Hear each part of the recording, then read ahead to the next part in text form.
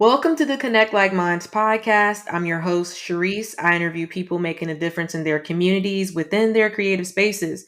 And today's special guest is a poet and author. Welcome to the Connect Like Minds podcast, Necia B.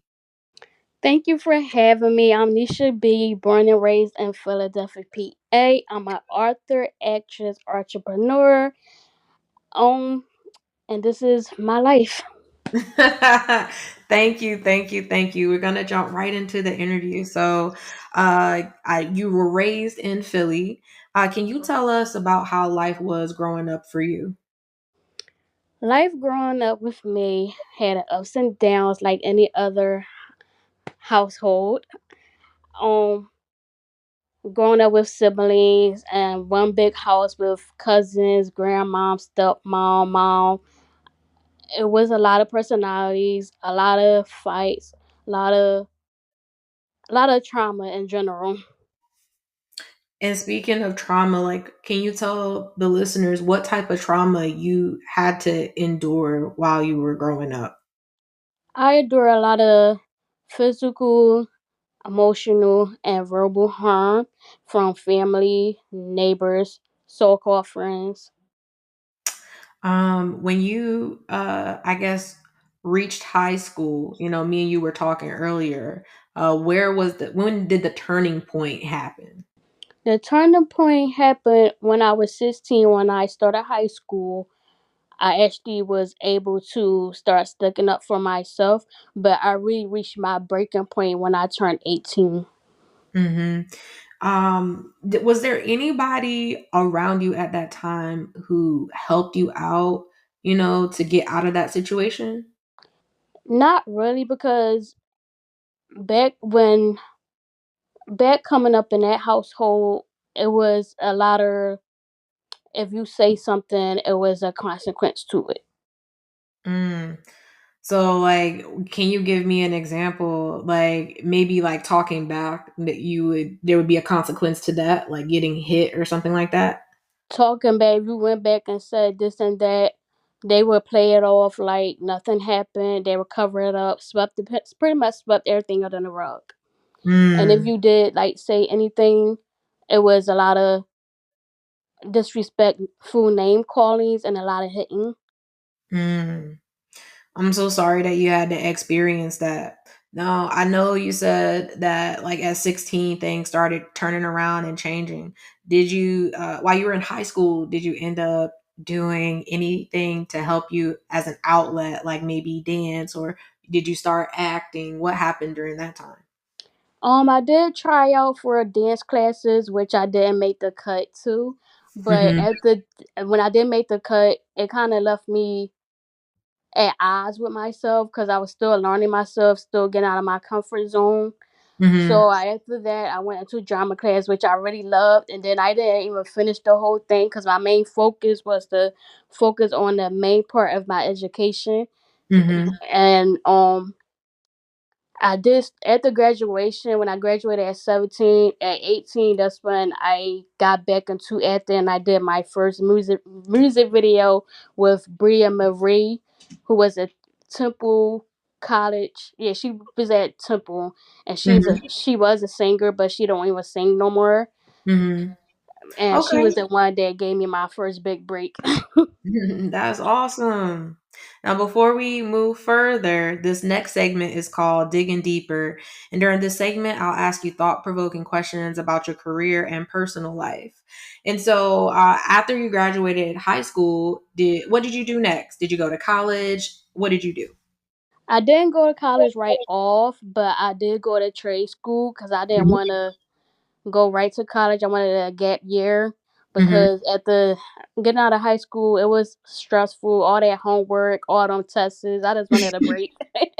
So I just went to trade school, got a part time job. It took me forever to get a part time job because I was only 17 at the time, and they Mm-hmm. wanted college students and all that. And I didn't want to go straight to college, so it took me a minute to get a part time job, and then. In my 20s, I went to college for University of Phoenix for business. Mm-hmm. And after that, I took a break and got into entrepreneur. But before that, I started my nonprofit organization when I was 18 after getting experience with other organizations. Before we start talking about your nonprofit organization, can you talk about the other nonprofit that you were working with that helped you gain the experience before you got your nonprofit? Yes, Young Chances Foundation, which is in Philadelphia, they do back to school drive, homeless feeding. They also do tutoring for the youth that need extra help with their math or reading. Um, what else they do? They also do community fundraisers where they raise money for trips to take kids on the trips in the neighborhood and That's stuff like that. awesome. That's really cool. So, what's the name of your organization for people who might just now be listening? And what does your organization do? Mine is called From the Heart Foundation. Mine's pretty much do the same thing they do: back to school drive, shoe drive, Hmm. uh, help with the youth, clothing drives and stuff like that. Right now it's on hold because I'm rebranding it because I'm older now, and I did this when I was 18, so everything is getting refreshed over Hmm. because I'm grew into a woman now, so everything is getting refreshed. That's what's up. Now, moving forward, I would like to dig into your book of poetry. So, can you tell our listeners the name of your book and what it's about? The Ride of My Life is a poetry collection about my childhood trauma and how I'm on a healing path of healing from all the trauma that I've been holding on to since I was 8 years old. Okay. Where can people find this book and purchase it? They could find it on Amazon or Black Gold Publishing, which is my publisher that was the only publisher was able to take my poetry and at the all the no's I got. Wow. When you were experiencing these challenges with trying to get your book out there, um, how did that make you feel, and what was that experience like? Because I think a lot of times, especially young people, in your early 20s, you're like, oh man, like you have a what is it? You're very optimistic about things sometimes, but hearing and seeing no a lot, sometimes that can get you down. How was your experience? It did make me feel like no one took me serious, Mm-hmm. and made me feel sad, hurt, depressed. Mm. But it was a time where I actually was about to give up again, but something kept telling me to keep going regardless, and I'm glad I did because that one phone call changed everything. Awesome. What are some tips that you would give somebody who wants to write a book but also wants to get it published? Writing a book is very challenging. You're gonna have I call it writer's block, where you get Mhm. this block that you don't know how what to write or how to start it off. I had that so many times, and Mhm. it's very hard because you don't know where to start at, and you don't want to keep using the same words like and. You always gotta change it around, so it's kind of hard. But I say never give up and keep trying. Whatever comes to your mind, just brainstorm it down. Even if you gotta study it, write on a sticky note somewhere, just write it down as soon as it comes to mind because that's it's very helpful. Okay, thanks for sharing that. Have you thought about writing another book? And if so, what would it be about? Yes, I actually have 5 books that I'm writing on now. My second book is called Broken Hearted, which I just finished up the last touches of. I'm switching publishers, so everything is kind of at odds right now, and I'm Mhm. still waiting on the new publisher to get everything done with the second book. Okay. And what will that book be about? And will it be another book of poetry? It's definitely is another book of poetry because that's where I'm mainly stuck on is poetry writing because it's much easier for me than chapter writing.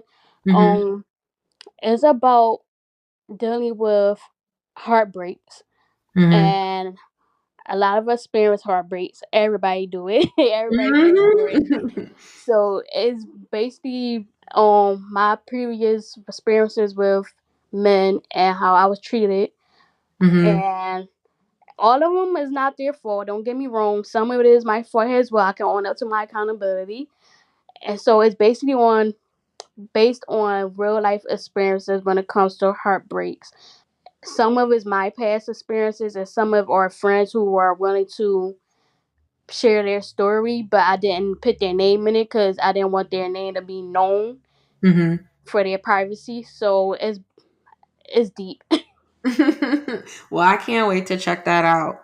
Um, and speaking of writing books, do you like to read? And if so, what are some books that you recommend people read? So I have some favorite artists, some not artists, but authors and writers. Octavia Grant is one of my favorite. I literally just got finished like two of her books. The one I just finished is called White Wife and Black Husband, and I literally just finished reading it last week, and it's so good. Nice. Thank you for sharing that. Before we move on to this next segment, I do want to ask you about acting. Have you gotten back into acting since your video acting that you did with the artist?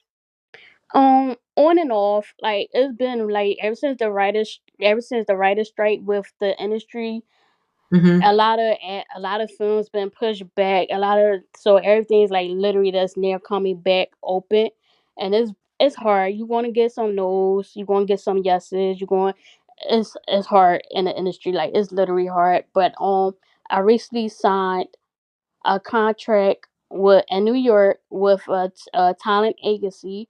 Hmm. So right now I'm just waiting on a phone call for a role. Okay. Well, good luck. I'm pretty sure that's going to work out fine. Good luck with that. This next segment is called Uncomfortable Questions. And in this segment, I'll ask you either or questions. And after you choose, you have to give a reason why you're choosing it. Would you rather live on a beach or in the Amazon with no clothes?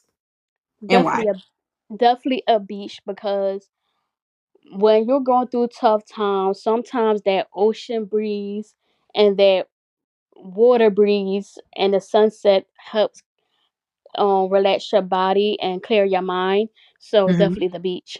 Okay, that's what's up. I'm telling you right now, I'm not going to the beach. I There's too haven't much been in a sand. beach since I was little. Like I Yeah. think I went. I think the last time I went to the beach, I had to been about maybe 19 or 20, maybe 21, Mhm. and it was not the same when I was little. I was like, I got to go. I feel that I'm really not a beach person, but I will say when a few years ago I went to Aruba and I fell in love with their beach, but I'm just really not a beach person, mainly probably because I grew up near the water. And so I just don't like dealing with sand and all of that. Like Oh I'm yeah, good. when it gets stuck in between your toes, and Hmm. Hmm. I it am be good. so hard to get out. It feels so Yeah. ill. All I don't right. like the smell. The smell from the animals underneath there is ill. I'm Oh like, yeah, it can make you nauseous. Yeah, for yeah, it be making my stomach hurt. I was like, oh no. sure. All right, this next one is get married or have a life partner and why? I always wanted to get married, but I want to get married to someone that's the right person. I feel that. I feel that. Um, it depends. If I become a billionaire, then I don't want to get married. But if I don't become a millionaire, then sure, why not? Let's do it. You sound like Miss Oprah, like Oprah Winfrey. Her and her man, they live in separate homes. They don't want to get married. She a billionaire. He's a millionaire. I guess it worked for them. Yup, that's exactly how I feel about it. I'm with Oprah. I stand with Oprah. Yeah. Go to an Ivy League college or be an officer in the military. Oh, I ain't doing military. I did that at I did the Air Force Academy training in high school.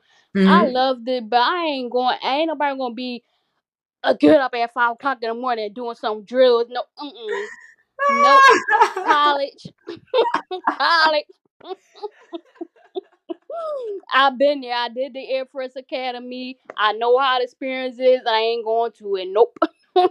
Word, I feel that. Well, I was in the Marine Corps for 4 years and I was in the Army for five. So I did do the military. Mm-mm. And yeah, I mean it was cool, but Them drills and all. Mm-mm. it's not that bad. It's not that bad. The benefits are amazing. I'll tell you that. $300,000 in cash or $10,000 a month. Ooh. $10,000 a month, or yeah, I take the $10,000 a month. Okay, why? Oh, I don't know. I'll just take it. Oh man, I don't know. I feel like I could flip 300,000, so I'm gonna go with the 300,000. All right, this final segment is called Rants with Sharryse. And during Rants with Sharryse, you get to rant about anything that you want. It can be about your pet peeves, something that really makes you upset, people not bathing or using washcloths. It don't matter, whatever you want. Child, let's not talk about people in their hygiene because I just had that problem. But after It's you're 90. done, It's 92 degrees outside. Why are you musty in the morning? all right, In well, the we can talk about that in a morning, second. But after you're done ranting, you have to give our listeners a solution to fix that problem. So go ahead. The floor is yours. What's your rant? hygiene. Hygiene. Please take care of your bodies. Nobody wanna wake up first thing in the morning and smell y'all the minute y'all step outside. I feel that. Not I feel it. that. So, what should they do with their hygiene? Take care of that hygiene. Get some soap, a rack, something. Like all these organizations that's giving out free hygiene products, go to them. Go to Uh, them. that was real simple and nice. A nice way to put it. All right. Before you go, can you please share your social media and any websites that you want with our listeners so they can support you? My Instagram is it's Nisha B Necia. The letter B has a boy, and my Facebook is the same. I don't have any other social media platforms. All right. Well, thank you so much for coming on the show. It was a pleasure talking to you today. Thank you so much. Thank you for having me. Absolutely. And thank you for listening to Connect Like Minds.